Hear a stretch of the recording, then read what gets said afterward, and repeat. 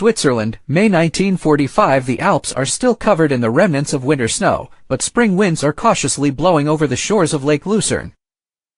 In the small town of Weggis, on the edge of the lake, Colonel Andreas Meyer sat on his stone veranda sipping black coffee, his eyes following the line of mountains stretching northward, where Germany was gasping for breath.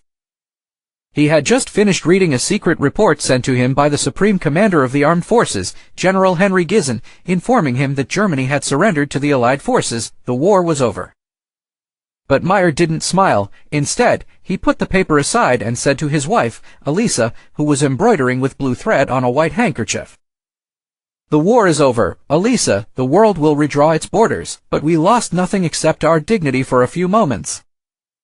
In Zurich, inside the Swiss National Bank office, a young accountant, Marcel Koller, was reviewing financial records containing unknown numbers and suspicious deposits. He had long suspected that some of these deposits were Nazi gold, smuggled across the border in exchange for industrial equipment.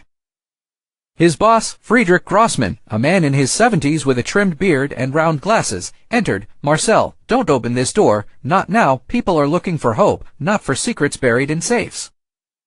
But Marcel couldn't forgive, how his country had rejected hundreds of refugees, some of whom were sent back to the German border, where the furnaces of Auschwitz were blazing.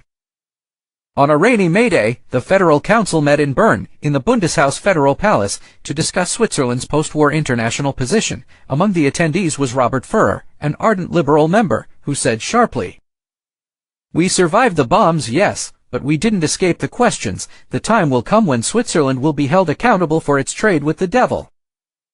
In Lucerne, as church bells tolled to celebrate the war's end, 30-year-old teacher Anna Spungler was explaining to her students the meaning of the word neutrality on the blackboard. Neutrality is not cowardice, it's not heroism. Sometimes it's a noble ploy to survive, sometimes it's a mask. A child named Johann raised his hand and asked, "Miss, are we the heroes?" Ultimately, Switzerland emerged from the war as it had entered it, a country surrounded by devastation, but not directly stained with blood. Its cities weren't bombed, it wasn't occupied, its people weren't displaced, but beneath the serene mountains, it hid many questions. That spring, amid the melting snow and the silence of the guns, Switzerland was reconciling its conscience. Would you like me to expand the story further? Perhaps we could follow the fate of Marcel or Anna after the war.